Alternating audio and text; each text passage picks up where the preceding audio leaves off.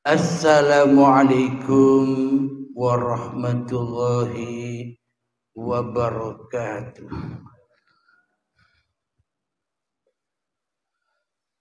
Bismillahirrahmanirrahim. Ashhadu an la ilaha illallah wa ashhadu anna Muhammadur Rasulullah. Allahumma salli ala Sayyidina Muhammad wa ala ali Sayyidina Muhammad. Rabbis rahli sadri wa yassirli amri wahlul uqdatam min lisani yafqahu qawli. Amin.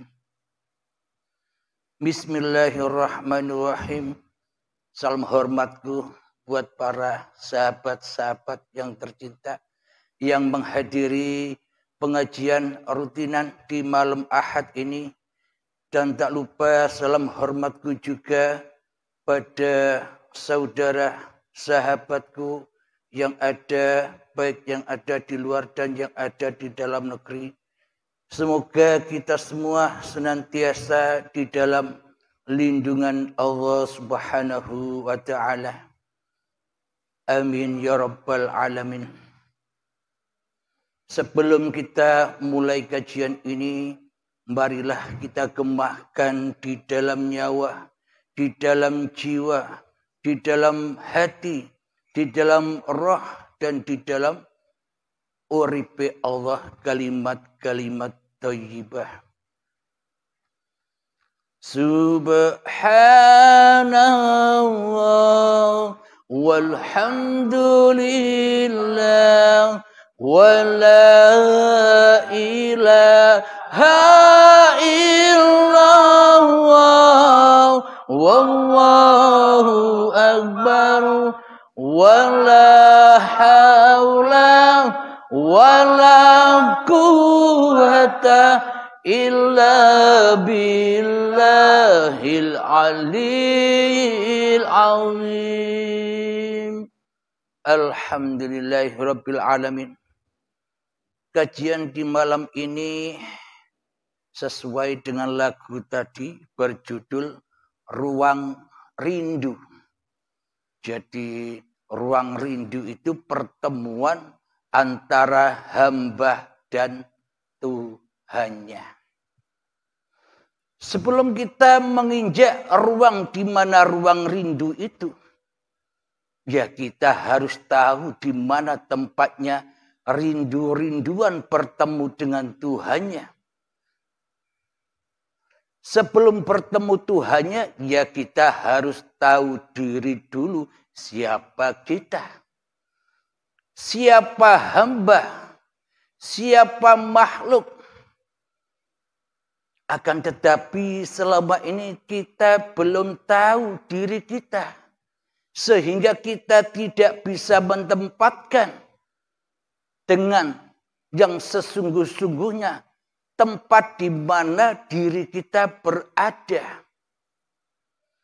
Karena selama ini yang kita tahu, yang kita tatap, yang kita hadirkan, yang kita wujudkan, yang kita hidupkan, yang kita kuasakan di dalam kehidupan kita selama ini bukan Tuhan, tapi diri kita sendiri selama ini yang jadi Tuhan di dalam hati kita masing-masing.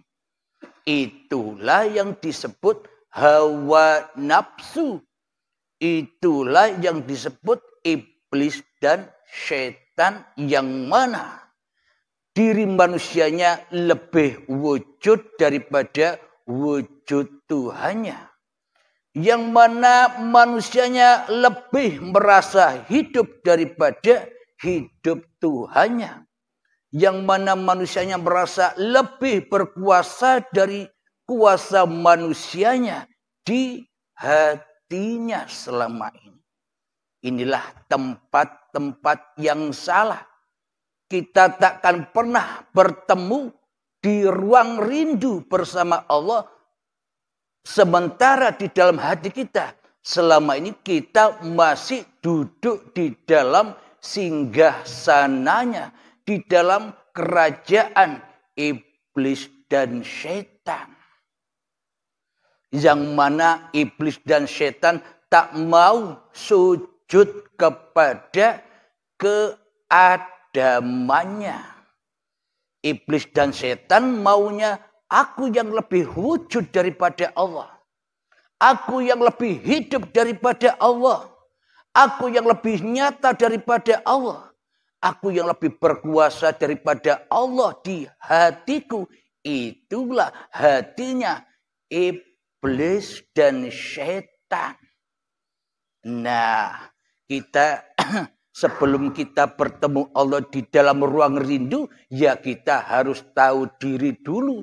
Di mana duduk kita sekarang, di mana makom kita sekarang, tinggal di mana kerajaan kita sekarang ini. Bila kita sudah tahu bahwa kita selama ini masih tinggal di neraka, masih tinggal di dalam azab kubur, masih tinggal di dalam anar, masih tinggal di dalam singgasananya iblis dan setan, tentunya ya kita harus demo dulu. Harus meruntuhkan kerajaan-kerajaan yang ada di dalam hati kita agar kita tak jadi budak-budaknya lagi di dalamnya. Agar kita tak bisa tak jadi rasulnya iblis dan setan lagi di dalamnya. Agar kita tak jadi utusan-utusan iblis dan setan lagi di dalam hati kita. Agar kita tidak disuruh-suruh lagi oleh iblis dan setan di hati kita. Bila kita tidak melawan, bila kita tidak demo untuk meruntuhkan hawa nafsu kita sendiri, mana mungkin kita bisa ketemu di dalam ruang rindu singgasananya Sang Pencipta.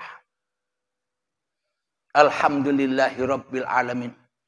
Jadi bagaimana caranya agar kita bisa sampai di dalam ruang rindu ketemunya hamba dengan Tuhannya.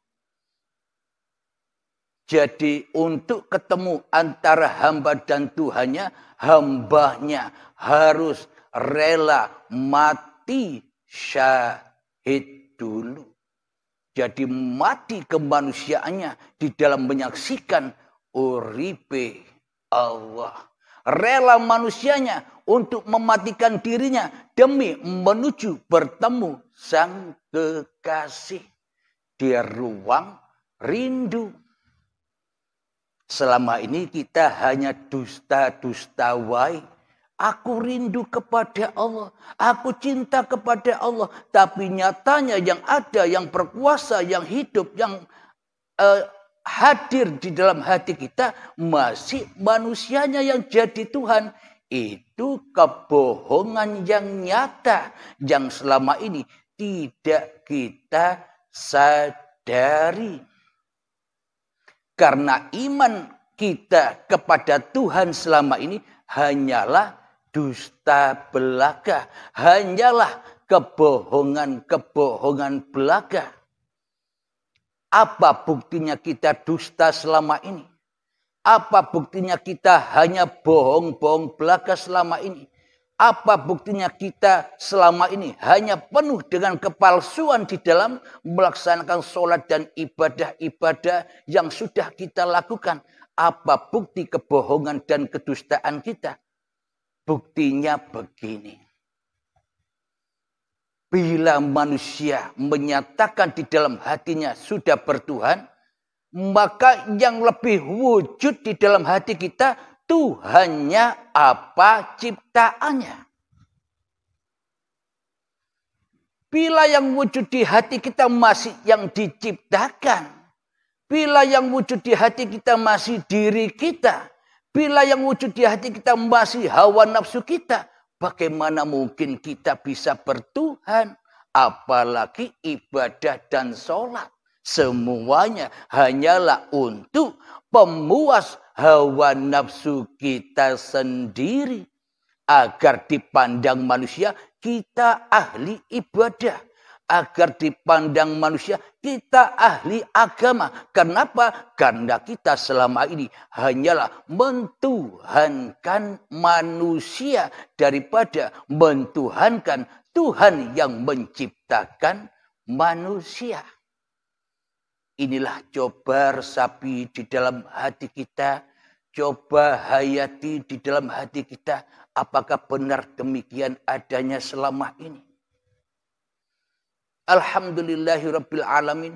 Jadi untuk menuju kepada ruang rindu pertemuan antara hamba dan Tuhannya, maka kita ya harus tahu dulu bagaimana rahasianya diriku ini, rahasianya hawa nafsuku ini. Maka kalau kita sudah tahu rahasia diri kita sendiri, maka gampang kita akan berperang fisabilillah menuju agama Allah, menuju kepada uripe Allah. Jadi kita harus tahu kesalahan-kesalahan kita di dalam beragama dan bertuhan dulu. Kita harus menyadari kezaliman-kezaliman hati kita dahulu. Kita harus menyadari kejahiliaan hati kita terhadap Tuhan yang telah menciptakan diri kita dahulu. Bila kita belum sadar, mana mungkin kita bisa lepas dari kungkungan dan belenggu-belenggu hawa nafsu kita sendiri. Namun bila kita sudah menyadari dan bertekad hati untuk hijrah dari belenggu-belenggu perbudakan ini, maka kita akan bertemu dengan kematian dahulu sebelum ketemu Sang Pencipta. Jadi gunanya kita sholat, gunanya kita beribadah, gunanya kita bertuhan, gunanya kita beragama. Tak lain dan tak bukan tujuannya. Kita harus rela mati dulu. Tanpa mati, maka kita takkan pernah bisa beragama. Tanpa mati, kita takkan pernah bisa bertuhan. Tanpa mati, kita takkan pernah bisa sholat. Tanpa mati, kita takkan pernah bisa beribadah. Kenapa? Karena seluruhnya pasti di dalam kesesatan dan kesesatan. Disesatkan oleh hawa nafsu kita sendiri. Selamanya kita takkan pernah bisa khusyuk di dalam apapun yang kita kerjakan. Kenapa? Karena Tuhannya belum Allah, tapi masih manusianya di hatinya. Alhamdulillahirabbil alamin. Untuk menuju ruang rindu, marilah kita belajar 3 menit saja untuk masuk ke dalam dirimu. Jangan keluar-keluar lagi. Masuklah di dalam masjid-masjidmu. Setelah kau masuk di dalam masjidmu, bersujudlah di dalamnya. Apa makna bersujud? Bukan sujud seperti sujudnya raga. Tapi hancurkan dirimu di dalam hatimu. Maka ketika sudah hancur dirimu, nyatalah Tuhanmu bagimu di hatimu. Mari kita belajar 3 menit saja. Kita diam. Kita heningkan cipta-cipta diri manusia kita. Kita heningkan wujud kehidupan kita. Kita heningkan wujud kekuasaan kita. Dan kita hancurkan kemanusiaan kita di hati kita. 3 menit saja. Mulai, silakan. Bismillahirrahmanirrahim.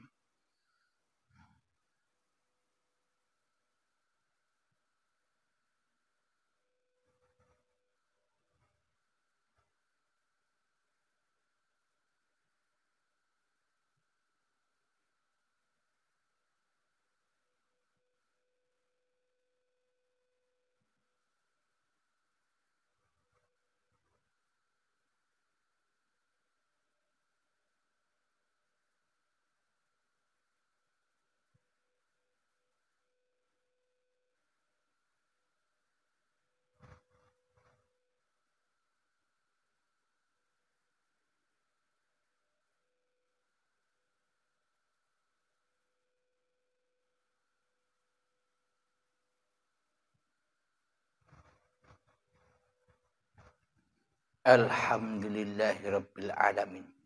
Disitulah tempat ruang rindu itu. Ketika dirimu sudah rela, ketika dirimu sudah ridho bahwa dirimu sebenarnya bukan Tuhan atas dirimu, yang mana di balik dirimu ada al-insanu sirri wa ana sirruhu. Manusia itu adalah sebuah rahasia dan akulah di balik rahasia manusia. Ketika manusianya sudah bertemu dengan yang lebih dekat dengan urat nadinya, itulah innani anallah. Jadi di sini ketemunya hamba dengan Tuhannya bukan seperti ketemunya Anda dan saya. Jangan kau bayangkan ketemunya hamba dengan Tuhannya seperti ketemunya makhluk dengan makhluk. Jadi ketemu dengan Tuhan itu kita harus ngalah. Kita harus rela. Kita harus ridho. Tidak jadi Tuhan di dalam hati kita. Kecuali Allah. Itulah ruang rindu itu. Maka ketemulah dengan sang kekasih yang mana dulu telah menciptakan, telah menghidupkan sejak dari tanah sampai menjadi bayi hingga sampai detik-detik akil balai kita berpisah dengan sang kekasih. Sudah berapa puluh tahun kita jadi Tuhan. Seumpama usia saya 50 tahun. Usia ketika akil balai tiba, usia 5 tahun saat TK. Saat itulah kita berpisah dengan sang kekasih. Kita jadi Tuhan sendiri. Maka ketika buah huldi kita makan, buah kayu huldi kita akui bahwa hidup dan badan ini milikku. Saat itulah perpisahan itu terjadi. Adam terpisah dengan Hawa. Akhirnya Hawa disesatkan ke dunia. Diturunkan ke dunia untuk apa? Untuk disiksa dengan azab dunia yang dicintainya daripada cinta kepada sang kekasih pencipta dirinya. Maka terpenuhilah hati dengan urusan-urusan dunia. Urusan bisnis, urusan kebanggaan, urusan kehormatan, urusan kemuliaan yang memanas-manaskan hati. Itulah api-api yang tak berasap. Itulah siksa kubur dan siksa neraka yang hak, yang sebenar-benarnya. Jadi tidak ada yang tahu siksa kubur, tidak ada yang tahu siksa neraka, tidak ada yang tahu surga. Yang tahu hanyalah Allah saja. Maka dari itu manusia hanyalah membayang-bayangkan seperti sosok manusianya. Bayangannya surga ya seperti nikmatnya hidup di dunia ini. Bayangannya neraka ya seperti siksa di dunia ini. Semuanya serba dohir. Nikmat surga, nikmat dohir. Siksa neraka, siksa dohir. Dipotong sendiri tangannya, dipotong sendiri kakinya. Apa maknanya? Ketika di dalam hati kita masih selingkuh dari Allah, yang ada hanyalah hawa nafsu kita yang jadi Tuhan di dalamnya, maka setiap detik per detik tangan kita, hati kita, kaki kita, leher kita, lidah kita selalu kita potong-potong sendiri. Disiksalah di dalamnya.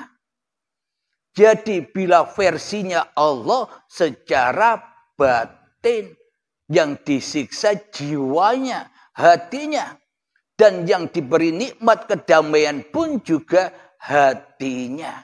Jadi beda versi antara Tuhan dan hambanya.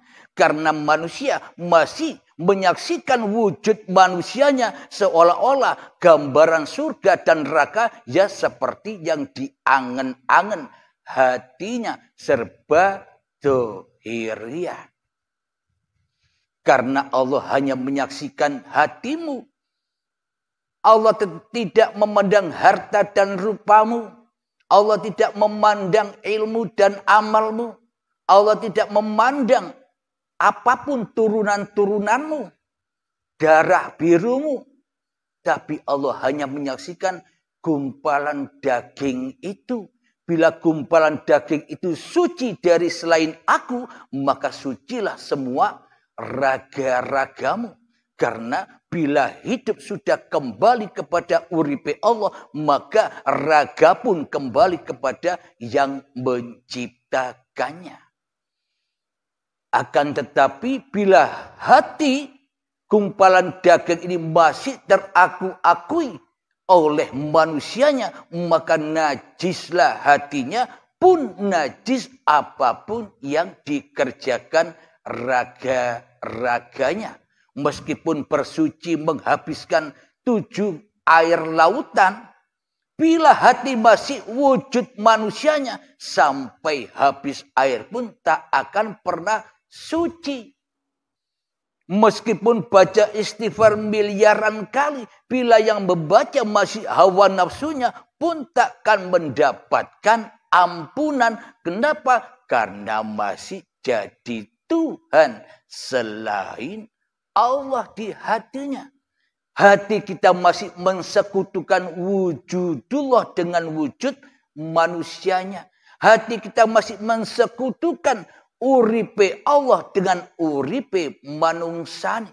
Hati kita masih mensekutukan kuasa Allah dengan kuasa manusianya. Hati kita masih selalu dan selalu mensekutukan la haula wala quwata illa billahil aliyil azim di hati kita. Selamanya takkan pernah bisa lillahi ta'ala.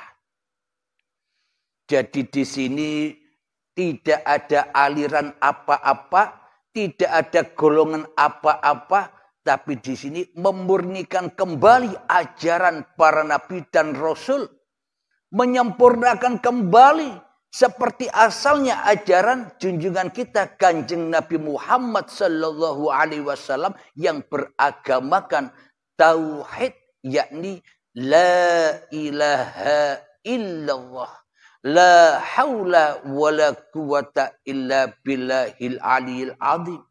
Maka dari itu dianjurkan, diwajibkan bagi kita semua, innamal a'malu binniyah, ketika kau berbuat apapun awalilah dengan niat. Supaya apa? Supaya sampai apapun yang kau kerjakan kepada Tuhanmu yang telah menghidupkan dan yang menciptakanmu, yakni lillahi ta'ala.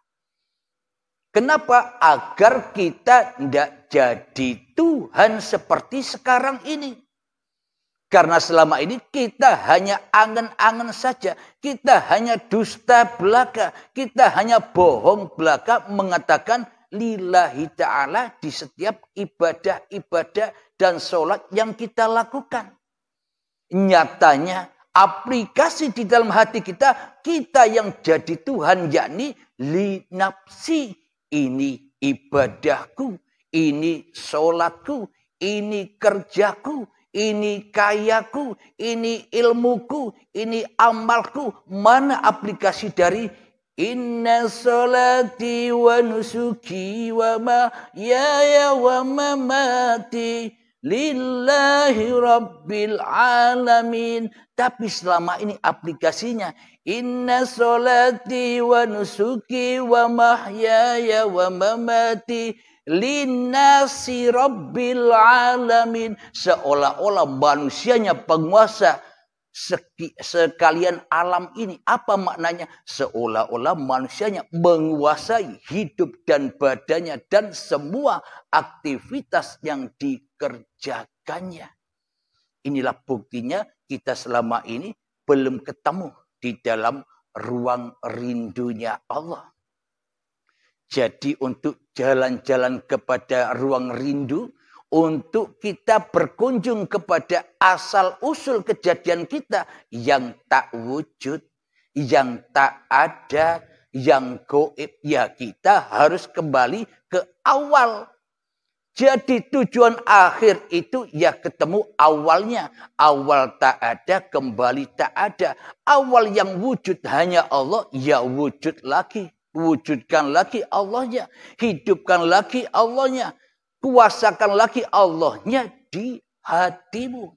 Daripada dirimu sendiri. Di hatimu.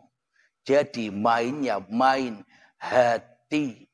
Bukan main raga. Bila hati sudah terbangun, bangunlah jiwanya, bangunlah badannya untuk Indonesia Raya. Maka rayalah Tuhanmu di hatimu ketika kita sudah membangun jiwa. Maknanya membangun jiwa di sini tidak malah jadi Tuhan. Makna membangun jiwa di sini relakan, ridhokan bahwa hidup dan badan ini bukan kuasamu lagi.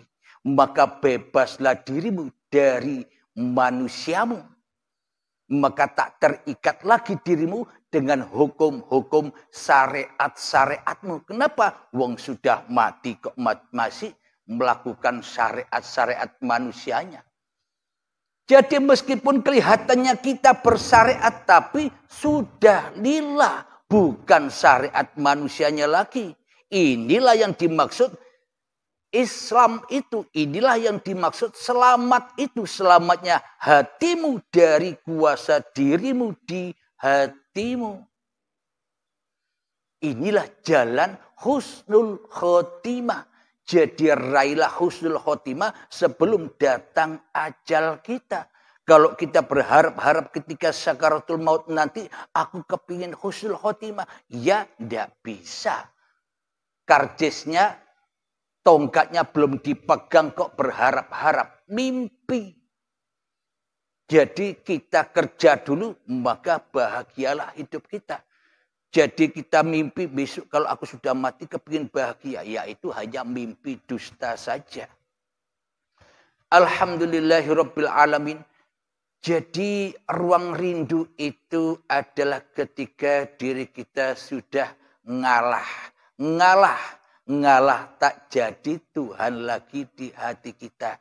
Kita ngalah. Kita menyadari bahwa kita hanyalah wayang yang dicipta dan yang diperjalankan. Kita ngalah sebagai wayang yang diperankan sang dalang. Kita ngalah bahwa kita tak punya kuasa apa-apa dan tak punya kuasa untuk jadi siapa-siapa. Biarlah sang dalang yang mengurusi kita. Biarlah sang dalang yang menjaga kita. Biarlah sang dalang yang mencukupi semua kebutuhan-kebutuhan kita daripada diri kita sendiri. Itulah yang dimaksud ruang rindu itu. Ketemunya hamba dengan Tuhannya. Matinya hamba di dalam uripe Allah. Alhamdulillahirabbil alamin. Jadi saya bacakan ayatnya biar nanti tidak dikira ini hanya dongeng belaka.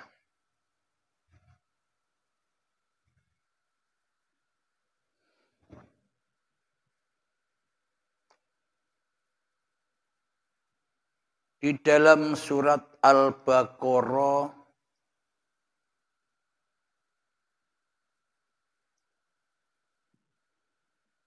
ayat yang ke-165.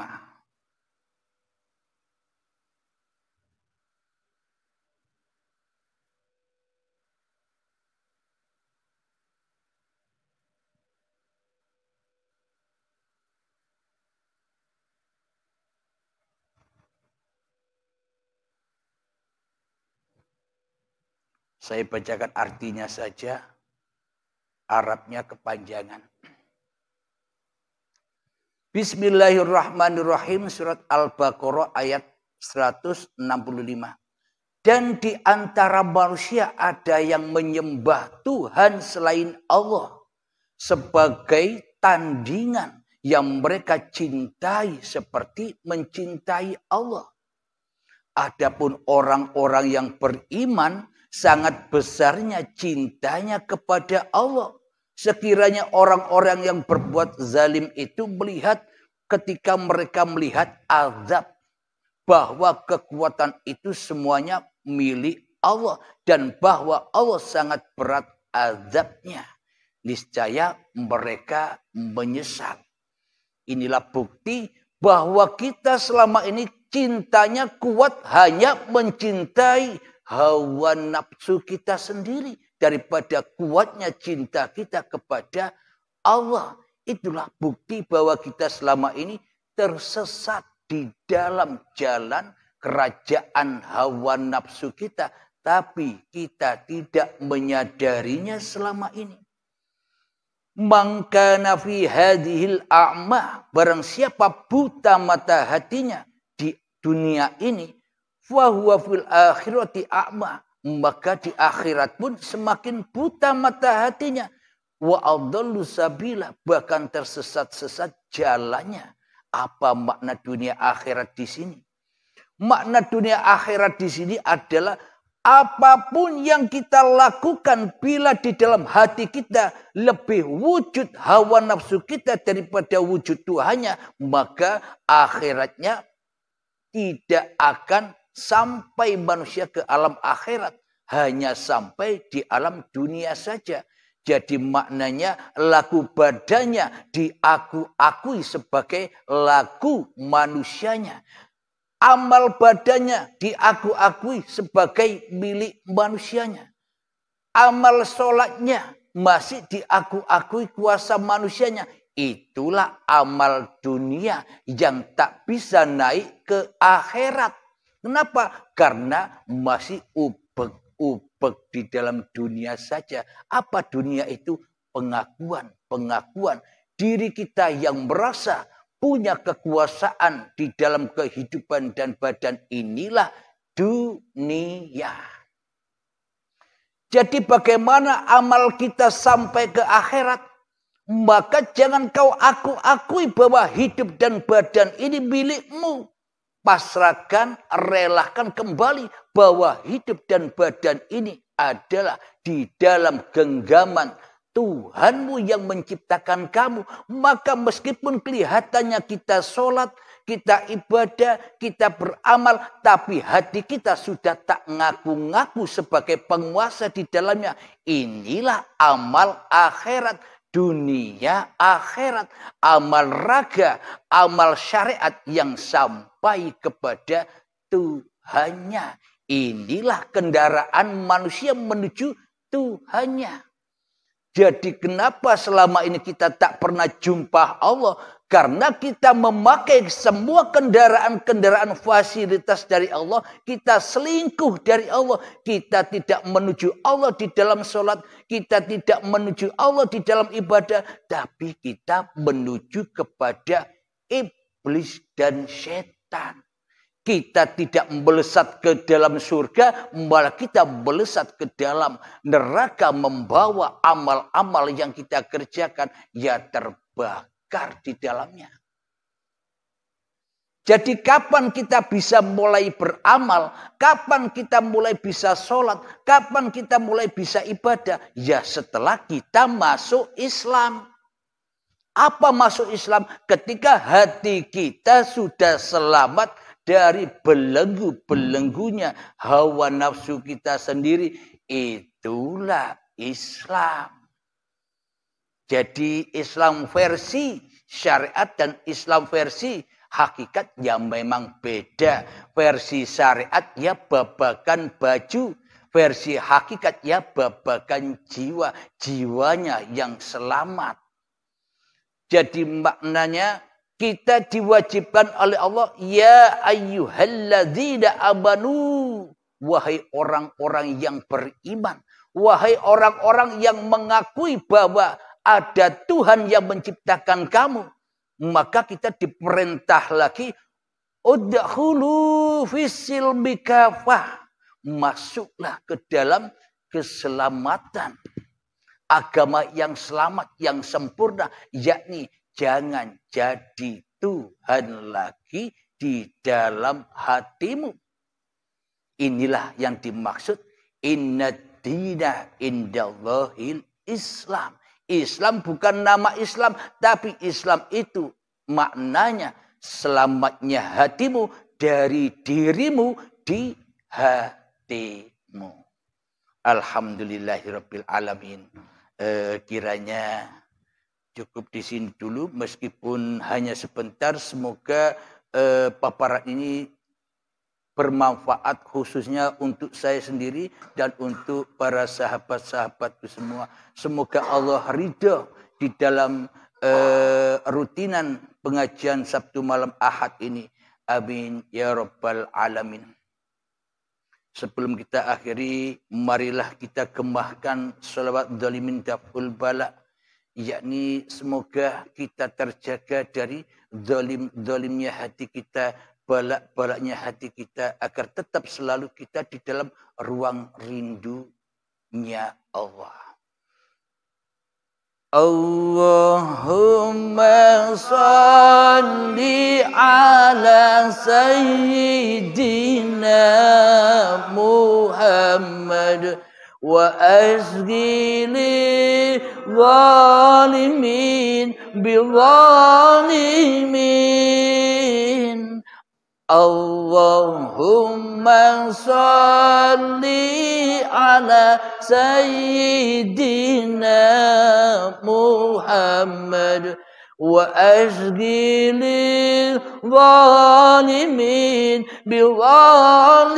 bizalimin wa akhrijna min bainihim salimin wa ala alihi wa sahbihi ajma'in.